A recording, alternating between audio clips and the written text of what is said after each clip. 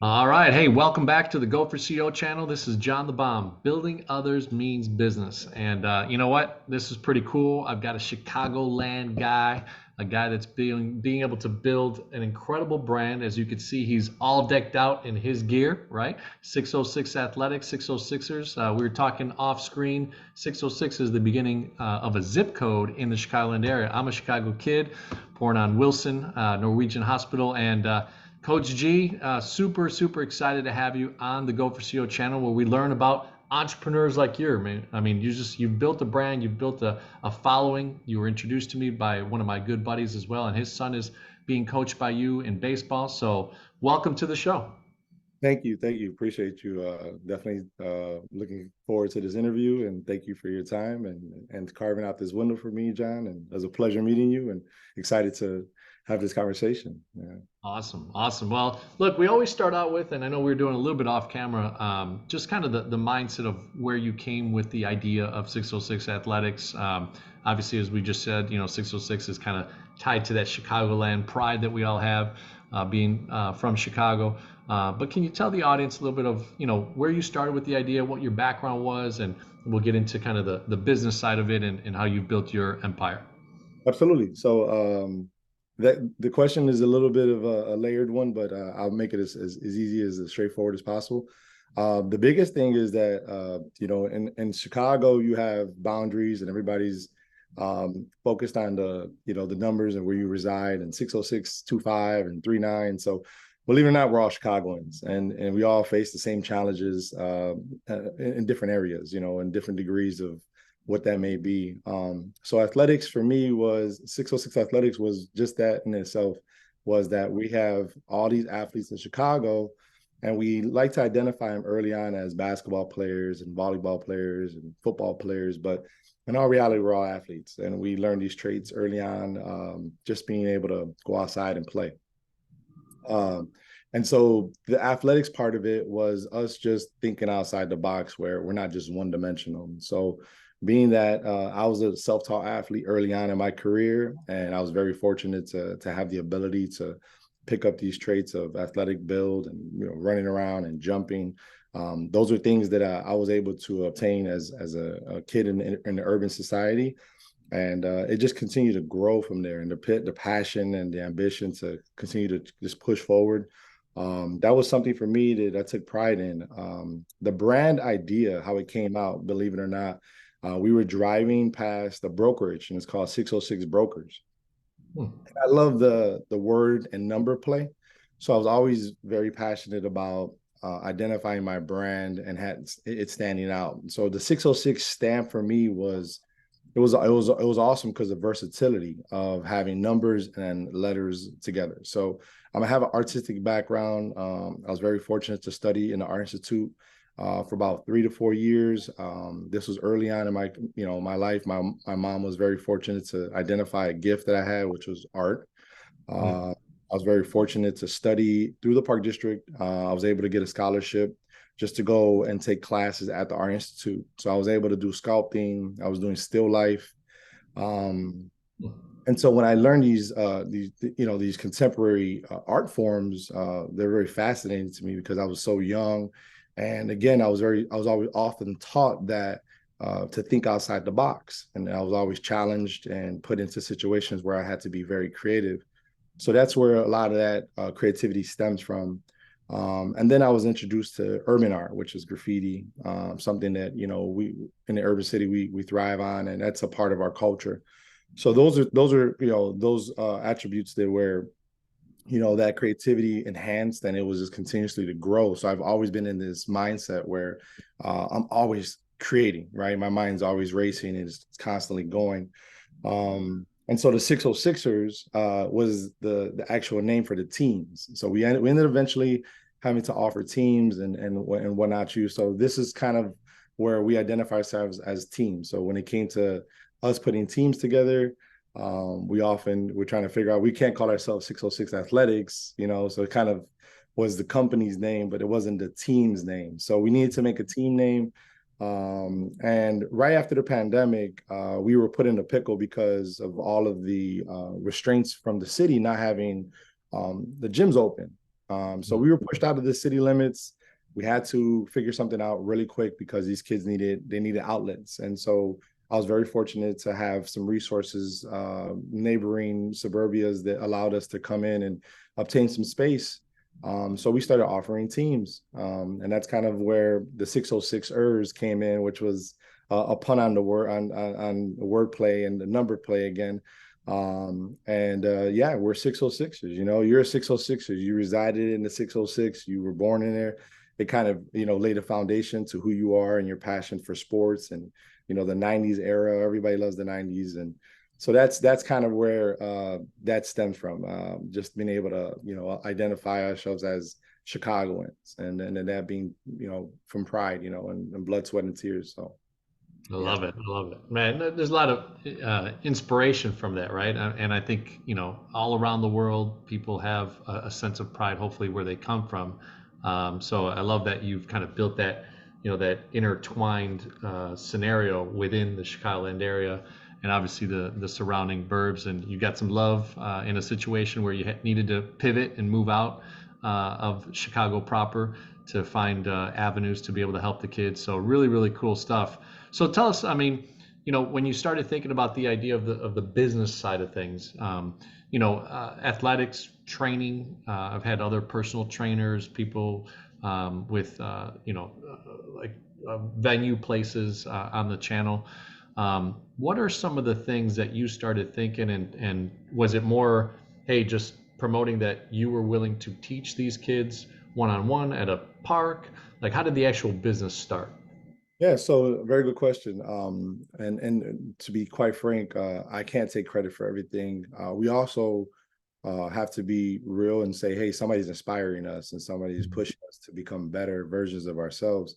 So Romero Calisto, who's no longer with us, who was my business partner, it was the battery in my back. He was my biggest fan. He was my biggest supporter. He was my biggest believer. He's the one that really planted the seeds of prosperity for me because for me, I was kind of in a pickle. I was stuck between jobs. Training's always been a part of what I do. But being that, we can get stuck in this 9 to 5 mindset, and we often do that very early on in age, especially athletes that identify themselves as a basketball player, right? And we don't often think that we're going to ever have to leave the game. But at 18, it's a rough, harsh reality. And you have to understand that, hey, listen, there's life after the sports, right? Like, what are you doing? What's your plan? And so we get complacent. We also, we fall in love with this 9 to 5 mindset, thinking that we're going to be able to succeed and excel. And we often just kind of give up on our ambitions and dreams and passions that really burn inside of.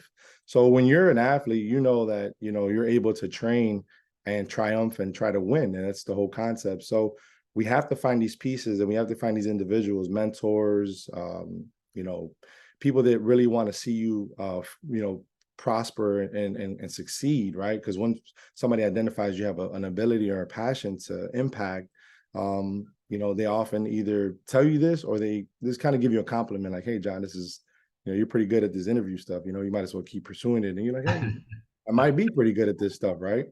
So we need the reassurance. We need the camaraderie, right? We need that brotherhood. So Romero was younger to me, believe it or not, and his words, his energy.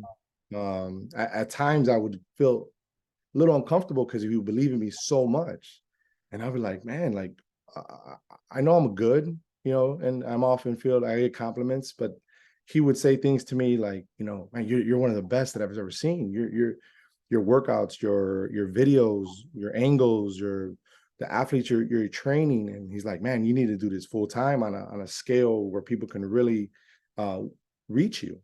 Mm. Romero was the initial battery in my back. And Romero was somebody who, in his own right, was in his own lane. He was doing his own thing with a different facility. And the facility he was working at was the Bradley Sports Center, which is located in the Ravenswood neighborhood.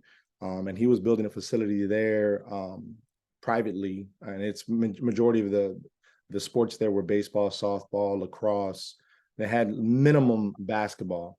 Mm. So we collaborated, we talked, and he jumped on board right away. And he's like, you know what? You'll be the face, you'll be the focal point, and we're gonna build something special. So along the way, we were definitely, collaborating with ideas. It took about a year and a half to get the initial idea off the ground. We hired some artists for our logos. We were laying the groundwork, and we were very young in the industry as far as trying to get it established as an actual entity. Mhm. So his formality and his way of going about it was, hey, I got some mentors and I got some trusty advisors that can be able to guide us. And so that was kind of where the two dynamics met in the middle, which is my background being community recreation, being that self-taught athlete, being very fortunate to not only be taught by some very high level coaches, but also the body of work that I've been able to accomplish in my own right. So I was kind of the boots on the ground. He was behind the computer, HR, facing marketing. And then so our energy meeting was just it was something that really had to be seen by all, because when we met, it was like a dynamic duo, Mm. and we worked so well together. He knew what I was thinking, and he knew what I wanted, and he also was always very conservative when it came to what exactly we were going to accomplish. So, um, in a nutshell, that's kind of where it all stemmed from. Unfortunately, about 8 days, 7 days before we were supposed to launch, um, I was called with an abrupt call at work, and unfortunately, he was taken in that morning. He was at the lakefront with his cousin, and if you recall, more than a couple years ago, like 2018. Memorial Day weekend, they had the news released a citywide ban from going to the lakefront because of the waves being so high. And so Mhm. that particular morning, he was with his cousin walking along the lakeshore, and a 10-foot wave uh, hit the lakeshore and took him in. And he washed up shore about a mile and a half from where he was originally taken in. And he was emergency rushed to the hospital, and unfortunately, he passed away. So it was a emotional roller coaster for me, because here's somebody who was not only believing in me, but my biggest supporter, but he was also somebody that was able to get me off of you know my my little funk of me giving up and me kind of just following that 9 to 5. So he was able to create these plant those seeds of, hey, listen, there's more out there. You're able to bring more to the table, your value, your point of views, your hours that I had vested in my craft. So planting those seeds early on in our conversations and him believing in me, I was definitely distraught from the travesty of losing him, and him Mhm. being my right hand man per se. It was just it was a challenge. So we gave the family some time to grieve. Obviously, we want them to mourn his death, and give him as much time as they needed. And we were trying our best to figure it out, like what the next step. And when I say we, there was a buddy of mine who kind of was really guiding us and helping us with the apparel, and he was kind of like our apparel guy and just kind of going. And Mhm. so originally we were supposed to launch with basketball, and that's my passion. That's where my skill set stemmed from. Being a basketball player in the inner city was all. In the 90s, that's all we did was play basketball. We on the court 8 hours a day, and it was just a beautiful thing. So we went back to the board, and we were looking at the statistics as far as like where's the biggest need, and how can we do something for Romero to carry on his legacy and remembrance of Romero because of who he was as a person and individual and what we were planning to do. So our biggest goal was to always not only make sure that the kids in the inner city were well taken care of, but they had the modern essential necessities, amenities, any knowledge, any curriculum based teaching skill sets. We were trying to bring that to the forefront of the kids. They didn't have the means to be able to go train in a facility where they had the best pitching machines or the best basketball amenities, where they have Vertimaxes, and they have, Dr. Dish a shooting gun where the ball shoots it back at you, and you go into some of these facilities, you're like, it's like Disneyland for Yeah. sports. And you're asking yourself, how is it that our kids are not succeeding when they have, so much more modernization equipment, and there's so many gyms and turf fields. So our biggest thing was we're always trying to give back and find the root cause of the problem. So that's kind of where I put all of my attention to. So I dove into some statistics, and Romero's background was baseball. He was a baseball player through and through. So that's Mhm. how the baseball component came too, because not only of Romero, but my son as well. My son, being that he was a basketball player, and he dropped the glove. So it was all of these things happening at once. They really pushed me. And I'm like, hey, this is a no-brainer. I need to do some baseball stuff here because my kid's affected by it. Romero was passionate about the game, and I'm not a baseball guy, believe it or not. So what we did growing up was fast pitch. We just played in the Mhm. backyard or the local church parking lot, and we drew a box and we had one bat, and we had an imagination, and we went at it, and we played maybe 100 innings that summer, but nobody won. It was just the imagination that we had hitting a home run, and encapsulating that feeling of being the guy to triumph and win the game. So I was like, you know what, we got to do something for the inner city kids that never experienced little league. They haven't experienced travel. They never been able to venture outside their city limits. Their boundaries are confined within their 2-block radius. So we were able to obtain Little Cups Field in Humboldt Park. We drew up the concept for a tournament for 8 teams. We had over 130 inner city youth to come out. In the heart of Humboldt Park, we ran a 3-day tournament. The tournament was called Remembering Romero.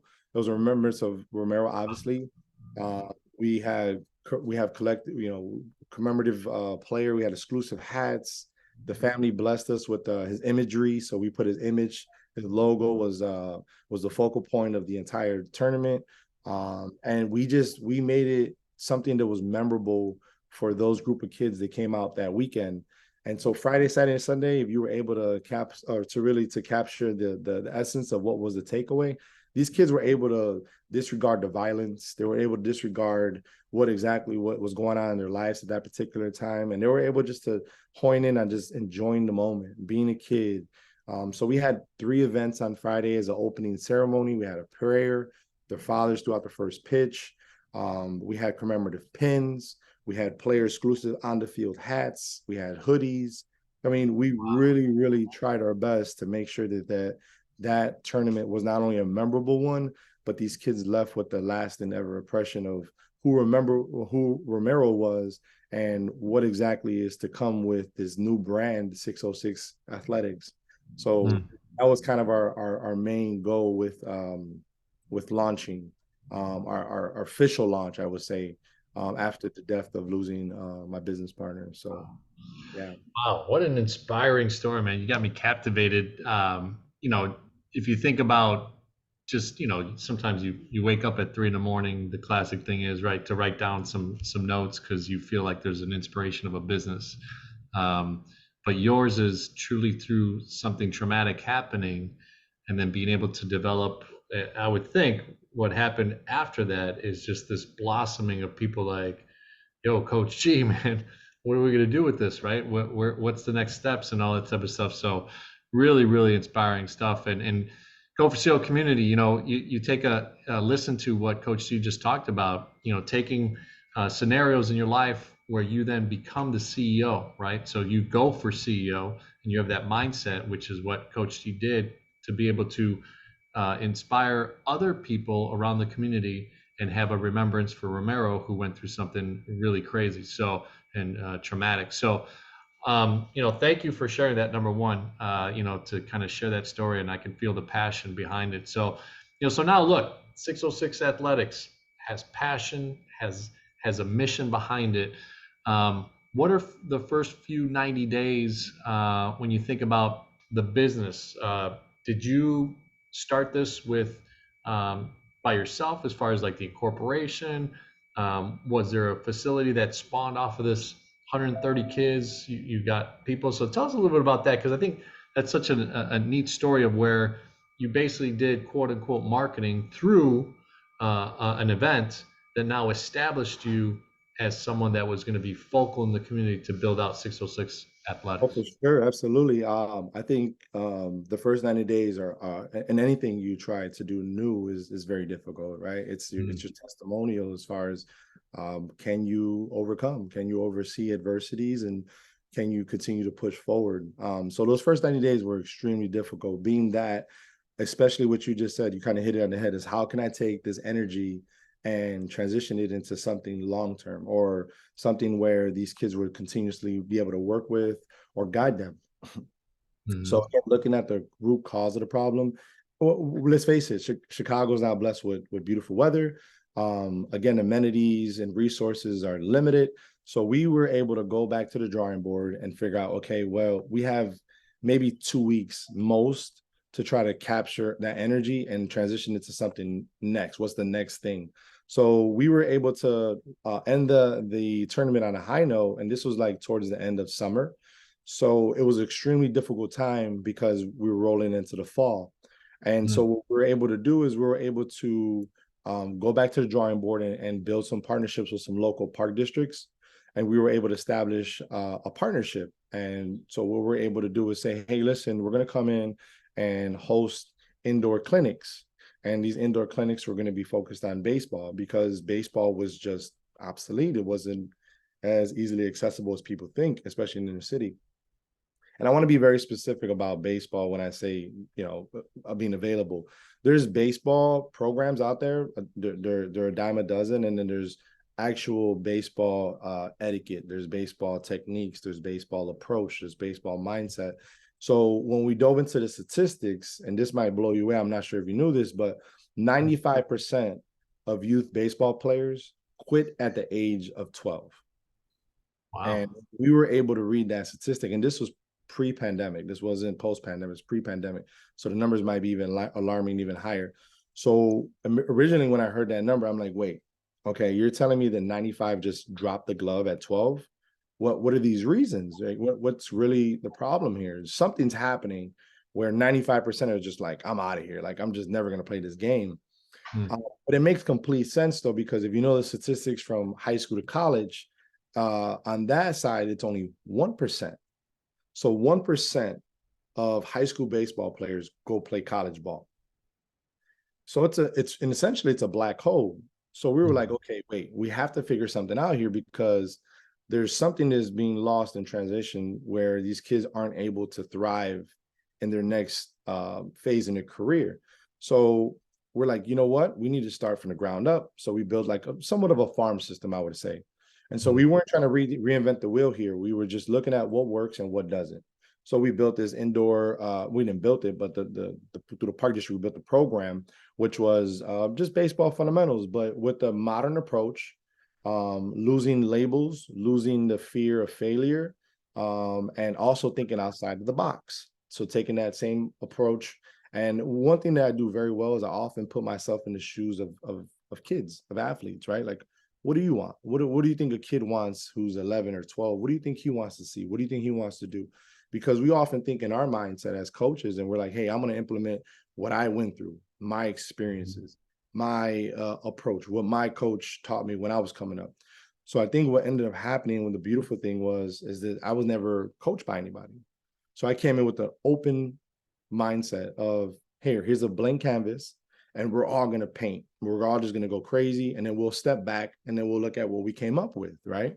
mm, But the baseline of fundamentals was there, that's my background. I'm an athlete. I'm very focal on functional patterns and movements and coordination because, John, there's two things that athletes come into the door with that I've been able to identify through my teachings and through my curriculums, which is you were blessed with coordination and mhm, you were blessed with instinct. Those two components are the baseline of athletics. Now, what they do is, as coaches, when they identify a gift, a kid that can run fast or jump fast, you often think, okay, well, this kid has, the qualities to be able to play sport. But what happens is those kids either often plateau or they end up being that their skill set is diminished because of labeling. So if I see a kid that's really fast, I'm like, oh, you're a shortstop. And they Mm. continue to push this kid from 7, 8, 9, 10, 11, 12, 13, 14. So about 70% of his life, he's been told, hey, you're a shortstop. Nobody's ever really stopped him to, broaden his horizons and say, hey, listen, you're an athlete. You're not just a shortstop. So this program that we were able to establish those first 90 days, it was no enrollment. We had no enrollment. There was nobody signed up. We were like, okay, what happened? We're like, how didn't we get any kids here? We were so excited. And I remember vividly, I was telling my business partner, I'm like, hey, maybe we need to do some more apparel. Maybe we need to give out some sweaters. We don't know. We were trying to figure this out. We're like, okay, wait, we knew we had the audience and we knew we had their attention. And we gave them this outlet that was very affordable. It was a 3-month program. It was in the heart of the winter or fall going into the winter. Mm. And we're like, hey, this is something that we thought that was just going to be a home run. No. So about a week before the program was officially going to launch, I did a couple more email marketings, cold emails, and I was able to do from our list of people that registered for the programs to our coaches. So we gave them a promo. We're like, hey, here, shoot you guys a promo. If they sign up within the next couple of days, they'll get this for free. They'll be able to do this, and they'll be able to come in. And if you want to bring a friend, that's great. So we just try to make sure we broaden our horizons as far as who was going to be able to come. So we're like softball players, baseball players, anybody who wants to get any work, come on in.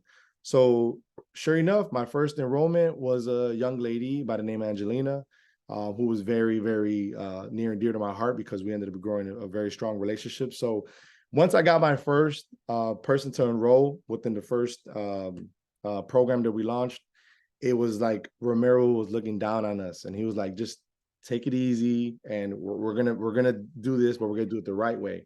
And it all worked out. So those emails worked, the promos worked, us extending the olive branch in a sense, and making sure that no kids were left behind, scholarshiping kids, finding the resources with local businesses to pay for the kids who didn't maybe have the means to pay for the Mm. program. We're very heavily vested in community based, and so that was something that was really able to kind of get the ball rolling in the right direction. So within that first program, we were able to enroll about 30, I think about 35 kids. We had about 3 to 4 volunteer coaches, and we were able just to get an indoor 606 clinic off the ground. And that was kind of our first program that was launched under the 606 umbrella.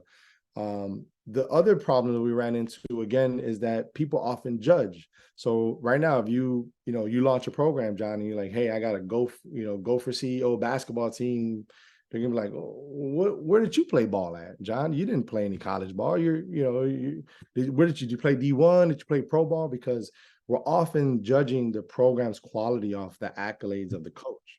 And Mm. so, we're all guilty of that to some regard, because let's face it, we live in a judgment world, right? Everybody's judging each other, and we're all, basing each other's success off of your accolades. And in a nutshell, again, me being a self-taught athlete from adolescence, I didn't have a background in baseball, so people didn't know who I was.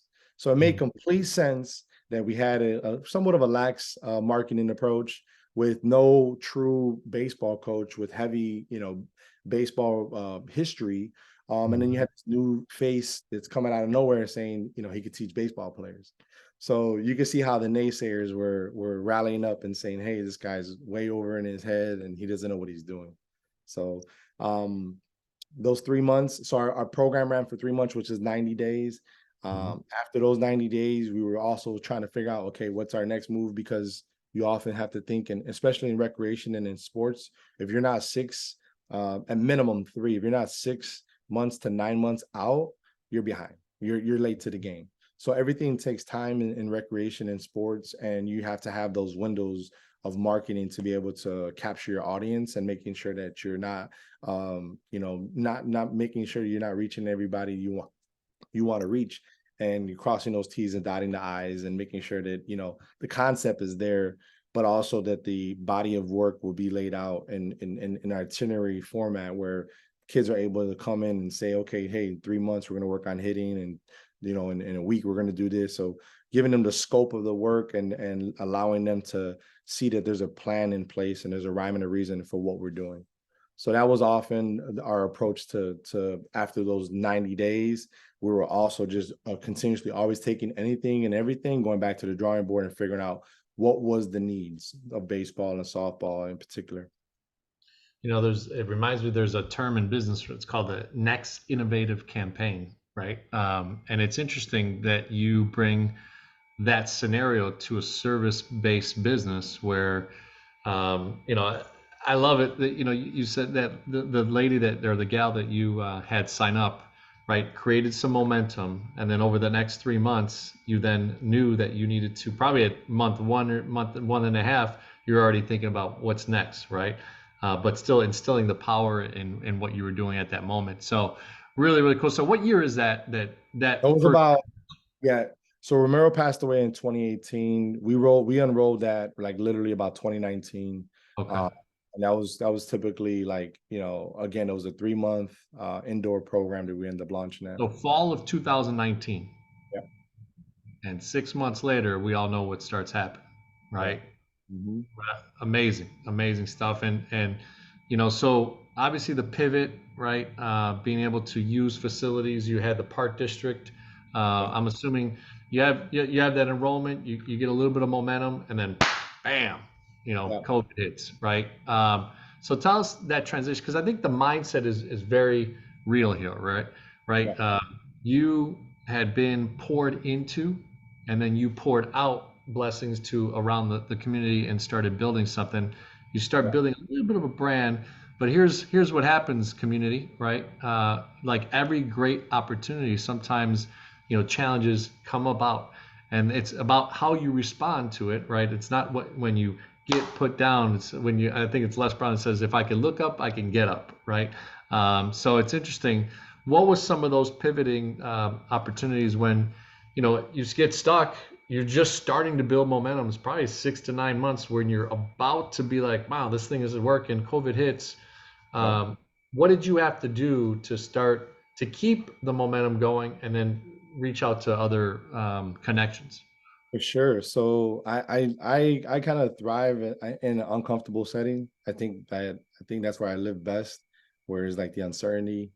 I think that's where my best creativity comes out of, and I think that's where I like the pressure, Okay. and it's correlated to my sports background and how I was trained. I was often trained to have this mindset of knowing that the next person or the person you're competing against might have a better coach, you might have a better gym, you might have, but you cannot tear down what I have, which is up here, right? You can't tear down. I'm a fort. It's a fortress of my body of work and what I've been able to capture. So about I want to say, because this was fall, about December, the buddy who was helping us with the apparel, his name is Mike Timble. He was a very trusty ally to Romero and I. And he was a peculiar gentleman in the baseball industry, given that he had his son in the industry. And he was also doing apparel. And he's been doing that for God, well, what, 30, 40 years. He's been in the industry. So he's been around the block in a sense. And so he would speak often to me, John, and I would be fascinated because I'd be like, man, that's a great idea. That's a phenomenal idea. And he would say things, and nobody would ever really pick up on these gems. Mm. So he would often come to me and he would ask me things that were just so far out of left field. You were just like, I guess we can do that. So about 2 months in after that original launch of that program, that indoor clinic, he tells me, he's like, hey, you know what we need to do next? I'm like, what's that? And he's like, a showcase.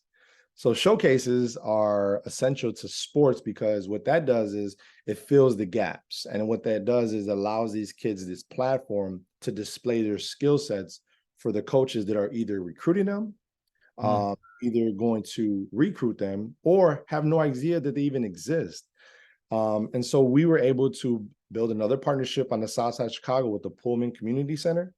And at that time, Kevin Cole was running the Pullman Center, which is a very good friend, mentor of mine. Helped me, obtain this concept of doing a showcase. So showcases are about $500 to $1,000 per kid. Mm, And what they do is they sell you on this model that they're going to help your child either attain a college scholarship or just put them on the market to be able to display skill sets. So what we were able to do is we were able to take a concept that was already out there and bring it down to the recreational level, but actually try to do it at more adolescence. So we did it for sixth, seventh, and eighth graders. So that winter, right before the pandemic, we actually were able to launch a showcase.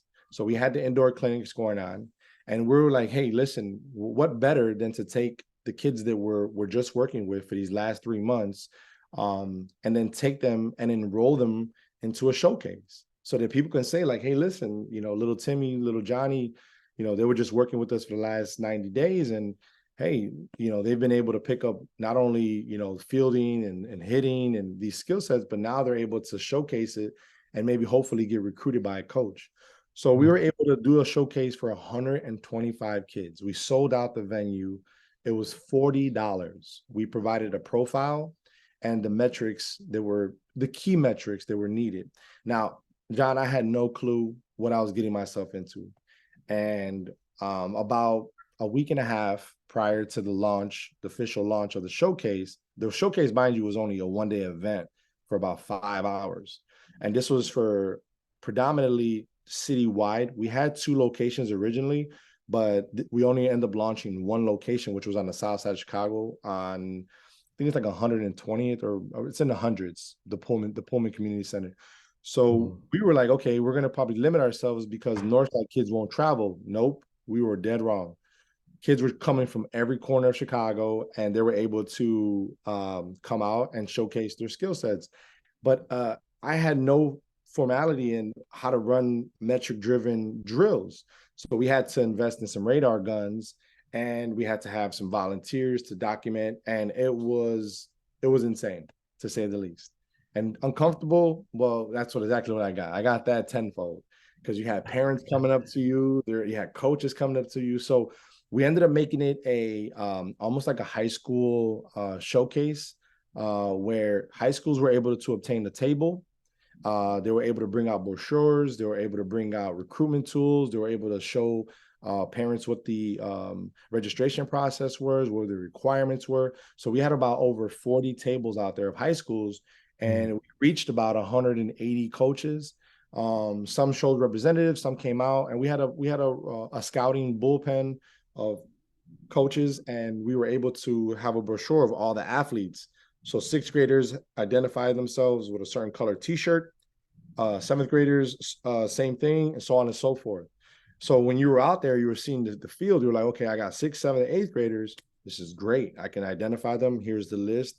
Here's the schools of interest, and it just made sense. And we were thinking to ourselves, like, why haven't these types of programs come out before on this type of scale? And we were in awe mm, that the outcome was as great as it was, and the support, the community was just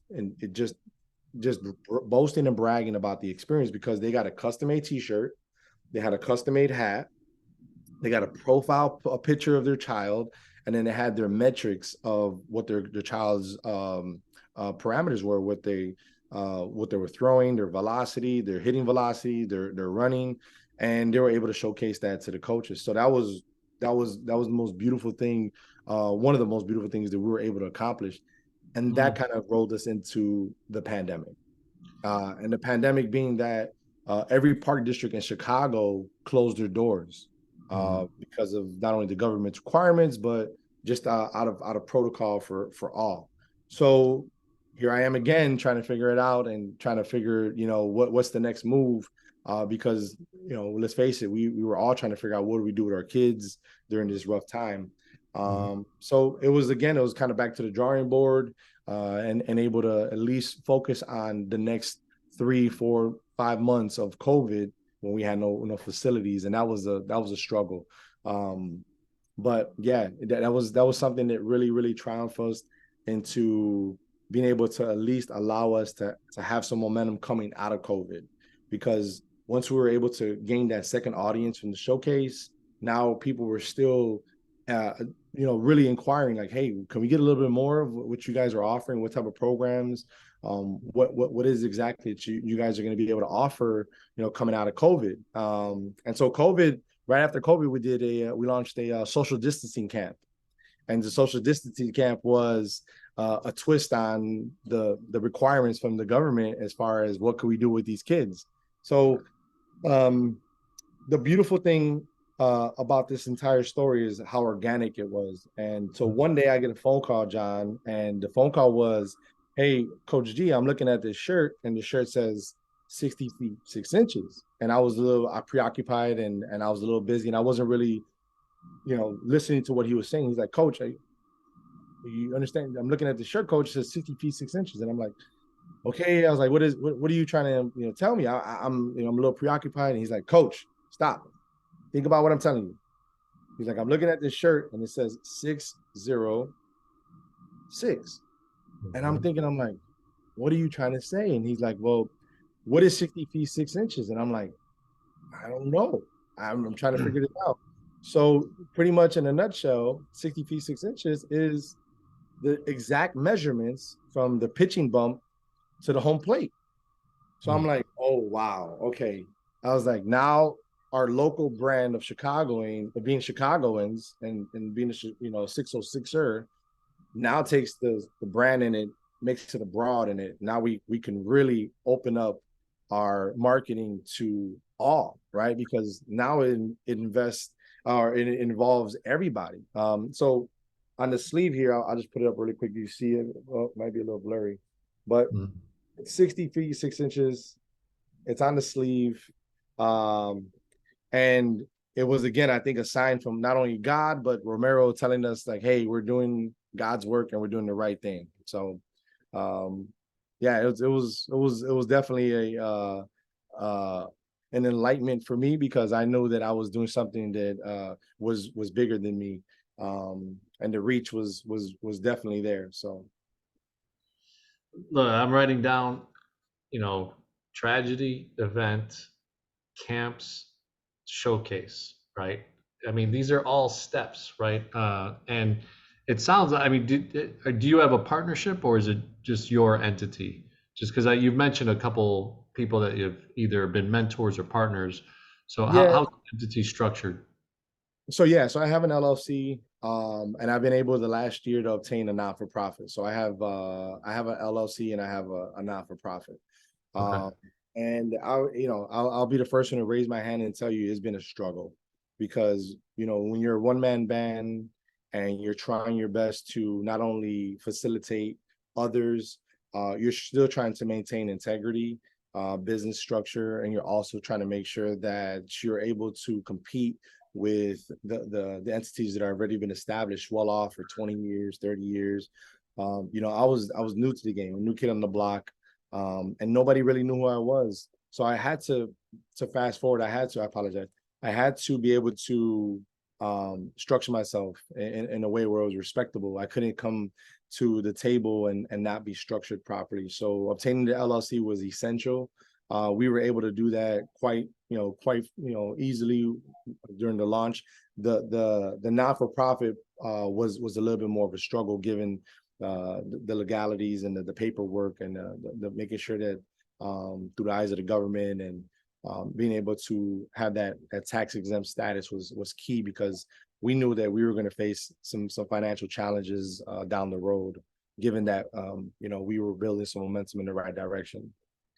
Now, did you invest your own capital in these first few quadrants of how you did business, or was it enough? Because I wrote down $40 a kid, and yeah, 120 kids, that's a lot, but $40 is not a lot, right? So you're saying most kids were paying 500 to $1,000 for it. So what was there? You had your 9 to 5 still, right? Yeah, Uh, I have my 9 to 5. And so I yeah. was blessed to have resources. I have a plethora. I've been in the industry for about 20 years now. I've got my first coaching job when I was 16, And I got Oh, my first park job when I was at the park district when I was 17. So this is all I know. I don't know, when it comes to, fixing a tire on a car, I can't fix it. So recreation is all I know. Building relationships and community relationships. So I was very fortunate again to reach out to not only mentors of mine, but trusty allies like Kevin Cole, who was not only able to work with us, but give us a discounted rate. We were able to, be able to build something where both entities were able to either one benefit from, or two have some type of split revenue. So what we do is either raising the capital early on with enrollment to be able to mhm. at least be able to put down that down payment to hold down that window at that venue, or to be able to build something long term. So we often try to structure it to the needs of the entity or the business of whom we're working with. So the one thing that's quite clear is a lot of these large, big facilities. If you don't know this, they what they do is they have these windows of holes where these facilities don't really have anything really in those windows. So we try to really Mm, go for the lowest rate, and then we try to at least work from there, because there might be a Sunday from 9 a.m. to 12 where nobody's in there. So the mhm, venue's going to get a loss anyways, and they're not going to make any money. So mhm. if we're able to obtain that space for a fraction of the cost, then it allows us to bring that value to the consumer, right?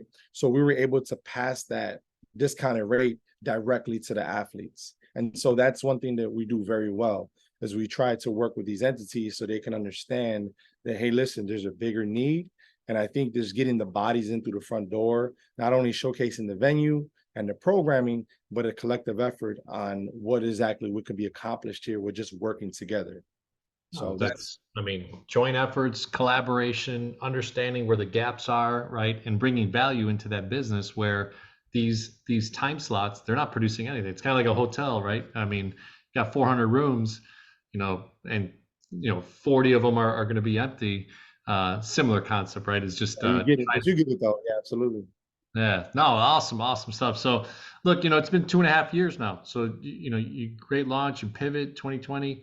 Now we're getting into 2024. So, what are the areas that now 606 Athletics serves the community and serves these kids coming through? And a lot of times, not knowing business but knowing what you do are two different things, right?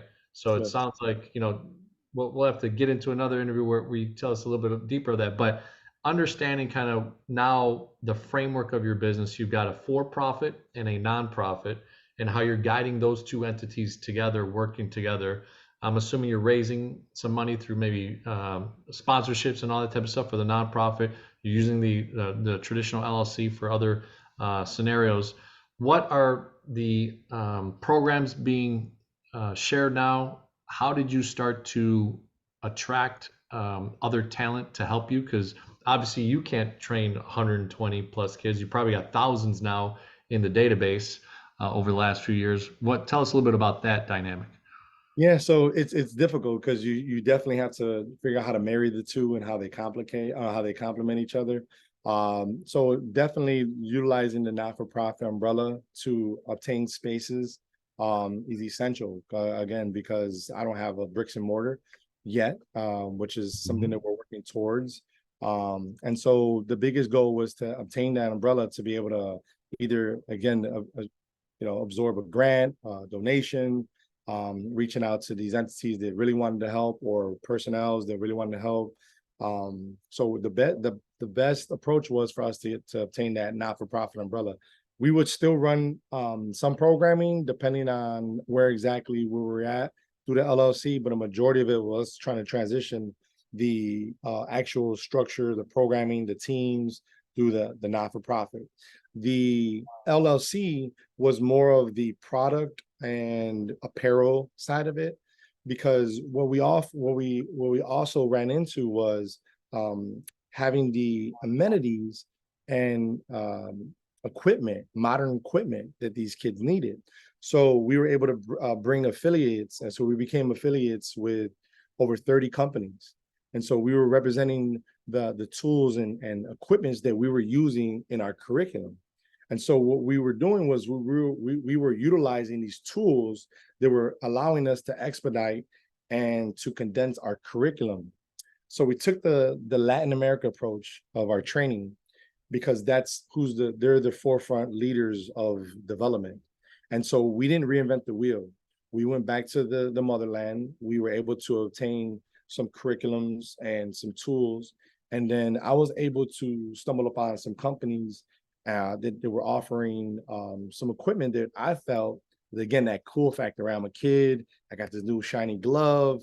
It's something it's hip. It's modern. It's in the fad. So that was kind of the umbrella for athletics. We're still able to do that. We do capital build outs now. So what we do is we come in and do some consulting. And so you might have a gym in your local community that doesn't have really any baseball or any softball or any golf. And I say golf because the narrative changes from that 1% going to college to now 95%. So if you put a golf club in a softball, baseball player's hands, that narrative changes. And so these kids now are often picking up golf clubs because, John, what we're able to see is the root cause of the problem is having the amenities and the resources. And we're like, okay, great. What is it that we need? Well, we need netting. We need cages. So we partnered with Beacon Athletics. And when I partnered with Beacon Athletics, I did that because I am a one-man band and I need to be able to have equipment at these facilities that I work with that are not only quick in setting up, but they're able to grow with the athletes. So we found this cage. It's called the Phantom Cage. And if you want to, you see, we definitely might need to do a second interview, but I can have some video for you. But so we were able to do these build outs for a fraction of the cost. So it's a $200 install. And then we bring in a cage, and then we're able to, have a gym that was underutilized now offer 3 new sports: baseball, softball, and golf. And golf was being that, where are all the business meetings happening? We were trying to show our athletes, hey, listen, the etiquette of golf and what comes with golf and the ability to connect those dots on the golf course is essential, right? You want to be able to play this game, you have to understand the game now, and let's teach it to them now. So that was something that was beautifully done. And we knew that was going to just take off. And it has. It's been a true blessing to be able to work with these companies that have entrusted us. Valley, Tanner, All-Star, just to name a few of these brands. And so we knew that working with these brands, they were going to hear some of these stories. So we would be able to not only display these kids that needed the means to be able to play the game, but we're like, hey, listen, here's a group of kids that now are often neglected because they're going to be priced out. This kid's 12 years old. That means, statistically speaking, if he doesn't get a glove in his hand or somebody come to rescue him, he's going to be done in a year's time. So we able to marry and navigate through those forums.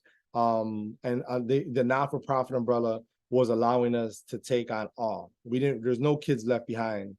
And that's what we've been able to accomplish. So we were able to offer 5 teams. That's a whole other conversation for another day.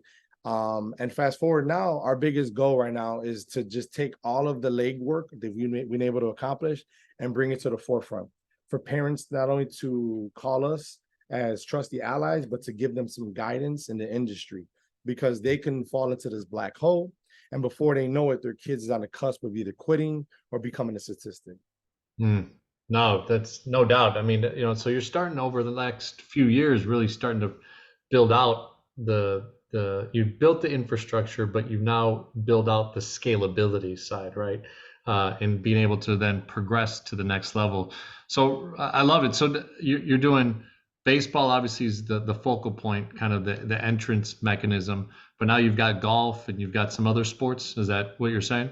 Yeah, and so I've just been able to do a majority of the consulting, and I definitely do as much training as I'm feasibly and physically can do, without having any hiccups in the training. So I don't commit to anything I can't start and finish because of my approach. Excuse me. because of my approach and because of how passionate I am, I hate to start something and then not finish it. So we also, given that we weren't the only victims, but all these seniors and juniors that were affected by COVID in college, we've been Hmm. able to build a Rolodex of some youth for college coaches that have been able to come in who are still athletes, who are still passionate. They have that little bit of fire in them because Yeah. they feel like that year was taken away from them. You know, that could have been their senior year, they could have been their last year eligibility. So we've been able to work with these individuals, and what I've been able to do again is cast and shed some light on who are they, because nobody's really talking to these athletes after the game. Who Hmm. are you after the game? Who are you once you get hurt? Because that's another component of it where we don't speak to these kids directly, like, hey, not if, but when. You're gonna get hurt. And when you get hurt, you're gonna go to a dark, deep hole, and you're gonna become your biggest critic and your worst enemy. So having those life abilities and being able to marry all of these challenges and bringing some clarity has been essential for us, because that's the correlation, and that's where people come to really 606 for. They come for that moment of clarity, like, hey, he's going to give me some harsh facts, some reality, and it's going to be something that I need to hear, maybe as a parent, maybe as a coach, maybe as a athlete. And it all stems from me because of my background and how diverse my background is, being that, you know, it's of basketball, then it transitioned into volleyball, then it transitioned into, oh, I had the art background, and then I did a little bit of, you know, so it's all of these components married in with the neglect. And the neglect is being that you having the essential foundation, which is a mom and father, right? So I come from a single mother background, and my mom often told me that, you know, you're only going to be able to overcome and succeed if you put forth the effort, right? And if you don't put forth that effort and try, you're never gonna know. And so that essentially was where, you know, how it all came to about. So I work with these athletes, and I try to mentor them. Believe it or not, they need more mentoring sometimes than the coaches. I'm sorry. I mentor these coaches the same way I mentor my athletes, and I try Hmm. to bring that same clarity to the coaches, and letting them know, like, hey, listen, it's your responsibility to pass that knowledge. May it be good, bad, or indifferent, or you know, if you're in this funk and you're dwelling and you're like, man, I can't get over and shake that I'm not playing basketball anymore. Well, your story doesn't end there, right? You're entrusted now with the responsibility to pass that knowledge forth and plant another seed of prosperity to the next generation coming. So that's where really, in all reality, where a lot of my energy is driven towards. It's not really sports, not really arts. It's really just tapping into the individual needs and where they want to go and where they want to be at, and then where is it exactly you see yourself, so we can at least come up with a collective plan to try to, you know, make sure that you're the benefactor of what we're doing. No, wow. And yeah, I mean, the connections that you've made throughout the years, right? You know, Romero planted a seed, right? Flourished it through your actions. And then obviously tragedy, event, you know, catapulted everything else to go through. So really, really awesome stuff. You know, in the Go for CEO community, at the end of the interviews, we typically go through what's called CEO, right? So it's customer experience, engagement, which you just talked a ton about. I love why people probably are attracted to you is because of everything you just said, right? You're pouring out, and then there's that value added that goes back and forth, right? And then operational excellence. So, not having had that business experience, it's interesting how over a short period of time, Coach G, like you've been able to put a real business together, right? Yeah. So kudos to you, and obviously the inspiration and you know, making sure that Romero's legacy lives through you and whatever and everything that you've built through the 606 Athletics and 606ers. So the last few questions are, you know, customer experience. So sounds like I probably know the answer, but I'd love to hear our community hear it from you. What is kind of the value add when you think about people, the kids coming, and then the parents having to pay for it, right? What is the customer experience in your mind at that level? I think a lot of it has to do with the relatability and having a good understanding of who and what they are. When parents come to me, I try to bring some clarity of, not living vicariously through your kids. So there's a lot of psychology that comes with what I say, because a lot of parents, especially modern day parents now, are trying to figure it out. So again, I often try to at least put it into layman's terms where the parent understands where they're at currently in the present time, where their child may be at, as sensitive or as aggressive as that child may be, and I try to make sure that the mental stays healthy, because at the end of the day, regardless of the game, of where they're playing at, those relationships are key. And again, I've seen it. I've seen the good, I've seen the bad, and I've seen the ugly.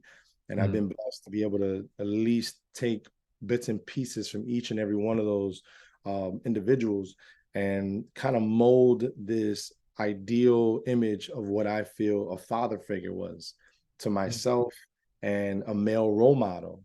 And I've been able to take those attributes and those components from those people and those individuals, believe it or not, and they've been my role model. They've been my male role model, and they've been my fatherly role model, my husband, becoming a husband, becoming a father. So I have two boys. So my main goal in life is to become the baddest version of myself as a father. And I didn't have that father, right? But there's no excuses for that. And that's often where we fall in our trap, in this mental trap of it's like, well, boo-hoo, I didn't have a dad and my life's over. No, absolutely not. Right. There's a rhyme and a reason why, and there's some trauma there while your father wasn't able to step up to the plate. And that's okay.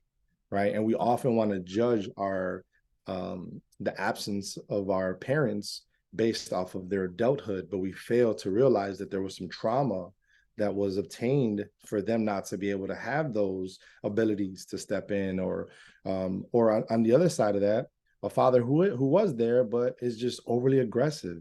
He doesn't have any true relationship with his son. He's just really just vicariously living through him, and he's just ripping him to shreds. There's no stimulation with, that fatherly son bond, or vice versa with a daughter, right? Daddy, daughter. And, I've seen the daughters where they're coming in, they're resentful. They're like, I can't wait till he leaves. And or my mom she's just too outspoken and she's embarrassing me.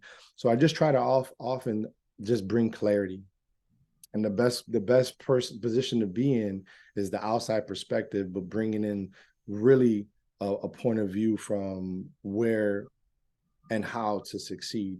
And when you stop to just listen and hear somebody bring some clarity, it often just takes that pressure of, oh, I got to do this, or I got to get him to do that, or I got to get her into the new program. Slow down, slow down, have a conversation with your child or your athlete, figure out where they want to be at, drop a plan, and often try to figure out where exactly is they want to land, because they might not want to take that approach. They might not want to be in this program. They might not want to play golf. I get that. I completely understand that. And let's face it, all these kids are not going to be professional athletes, but the skill sets, the character traits, the work ethic, the ability to overcome the adversity, right, and putting kids in uncomfortable situations and see how they adapt to that. That's often where I just try to approach the situation head on. And so for me, again, it all just stems from just being relatable, being a people person, and my background being so diverse. I don't see color. I don't see, gender. I just see people that need help. And often I just relate back to who I am and would help me overcome these challenges that I've had to overcome. So, and we live in a labeled world, everything we do is labeled, so and for me, I just try to take the moment to break down those barriers and those mental barriers too. So we often put mental barriers in our head, and we're just like, hey, I can't do this, can't do that. No, you could do it. You're fine. You'll be good. Just got to keep staying consistent. So That's right. That's right. I mean, well, look, man, that's fire. Obviously, everything that you're sharing, from the consistency of everything that you've built within to be able to pour back out. So, customer experience, 606 Athletics. If you're a Chicagoland kid and you happen to run across this on our YouTube channel, on our LinkedIn, on Facebook, on our Spotify, on any one of the podcast platforms, reach out to Coach G. So engagement and operational excellence. We'll try to keep it to about 60 seconds, but engagement, right? I mean, I've heard you say it over and over and over, but from your words, why do you think people engage with you and 606 Athletics? I think it's just a relatable. I really, honestly, at the end of the day, just come in with a new modern approach of, being relatable and being able to understand individuals in different time sets. May it be 7 years old or 12 years old. May it be a high level basketball player or a beginner. We get lost in this world of modernization sometimes, and it's just keeping it simple. The engagement is being relatable, being able to not only sense and being sensitive, but also being stern and raising the bar for expectations, right? Because if you bring me a child that you feel that isn't socially developed, right? Well, then I'm able to identify that, but at a snail's pace, kind of introduce some challenges that are going to be able to get them out of their comfort zone. So again, the engagement is being able to really see your audience, get that sense of who they are and where they are currently, and then try to just bring some clarity, and then also listen. Right, as coaches, we often want to talk and listen to them, ask them questions. Hey, did you have a bad day? Are you having a bad week? Are your team what's going on? And then that'll bring you some clarity to at least have that engagement with your audience or your team or whatever it is you're doing. Yeah. I love So it. I love it. And the last one is operational excellence.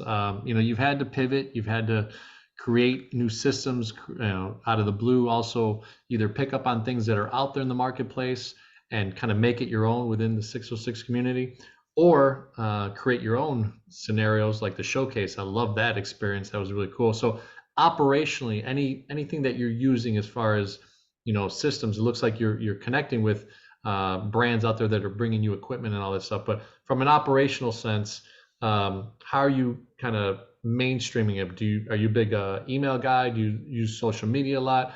Like, where are the systems that you've put into place up to now? yeah, for sure. Modernizing your systems is key. Making sure that your consumers are 3 clicks away. Mhm. You want to make sure that whatever exactly it is you're offering, maybe a apparel or programming, simplicity. Making sure that we're definitely bringing some of that to the table, to the forefront. So we've had our transitions from platforms. Now we're using with Sports Engine. It's an app based program where it allows us to not only display our work, but also our engagement with our audience, and they're able to see our website and come on in and see some of the body of work that we've been able to accomplish. Um, and making sure that the emails are going out on a regular basis, newsletters, parents and local businesses hearing about some of these stories, multiple sport athletes, some of their accomplishments. I have chess players, I have drama actors, I have debate leaders, right? So we're able to encapsulate newsletters to our audience and say, hey, listen, George has been able to not only play basketball and baseball, but now he's adding golf, but he also just won the debate tournament, or he's able to, he's a chess player. And in this newsletter, we're able, because as parents, we all know that, we kind of hang our hats on that. And we're like, hey, my son got a nice write up. And so understanding that and making the athletes the benefactor, they're the focal point of the business. They're the ones who are writing the stories. They're the ones that are bringing in the sweat equity. They're putting in the blood, sweat, and tears, and they're the ones that are challenging themselves to become the best versions. So for us, having those platforms nowadays, especially, is essential, right? So Instagram and social media, the player profiles, and again encapsulating what their body of work is, and the diversity of their build, their athletic build is so essential, because that's just going to raise their stock, right? And coaches are going to want those type of players in their organization, right? The character, right? Being a person that is sensible to others, right? And the correlation between others and working well with others, right? Let's face it, you can hit a ball a mile, but if your attitude sucks, nobody really wants you. So again, really, really focusing on modernizing what we do. So we have a decent platform. And we also use these social media outlets to make sure that we're engaging with our audience and making sure that these kids and their accolades are not only being displayed, but their attributes and their accomplishments, no matter how small or how big, right? We're just amplifying and displaying everything that they're accomplishing, because let's face it, they need that love, right? They need the pat on the back, and we need to validate it with something that's actually, reputable. And parents and uncles and aunts may not be in the States. You could send it out to Theo and Abuela, and and it's a sense of pride. Like, hey, look at my son. He's got this write up, and they wrote about him in this, and he's got an article, and it's a beautiful thing when they're able to take that away from their experiences. No, I love it. I love it. I mean, those are different little things that make 606 athletics stand out, right? Compared to the people that are doing other programs and maybe good and all that good stuff, but you differentiating yourself and kind of giving that value added proposition of what you're going to do with that athlete and the growth, the internal growth. Awesome, awesome stuff, man. So why don't you tell them how to get to your website, social media handles, all the things that be able to engage with you, Coach G. Absolutely. So I can be reached at 606athletics at gmail.com. That's the email. I also you can follow me on 606 athletics on Instagram. We do have a Twitter page that's not active right now. We're actually trying to marry all of our platforms to be operated and managed under one umbrella. And so we do have Facebook, and you can also find our not-for-profit on there as well. That's going to be 606 organization on Facebook. And again, if you have any questions, you can email me, reach out to me. And then the website is 606athletics.com. So you can Love go it. ahead any of our past work that we've done. And if you have any Awesome. inquiries or questions, feel free to just reach out to me, and I'm pretty accessible. Well, Go for CEO community, you're getting a true entrepreneur spirit here, derived from something that someone else planted a seed in this gentleman, right? He already had the tools and the wherewithal, but sometimes you need someone else to believe in you just to kind of push that button. And look at what Romero's legacy has left behind, what Coach G is doing with the influences of other people and all these athletes that over the last few years maybe didn't flourish all the way to their potential, but now can go through 606 athletics and get to the next generation. So thank you so much for being a part of the Go for CEO community. And we'll have you back on the next 6 to 12 months to figure out, hey, where else is 606 athletics going, and follow that journey with you, man. Thanks so much for being on. Thank you. Appreciate you, John. Ooh, let's see here. All right.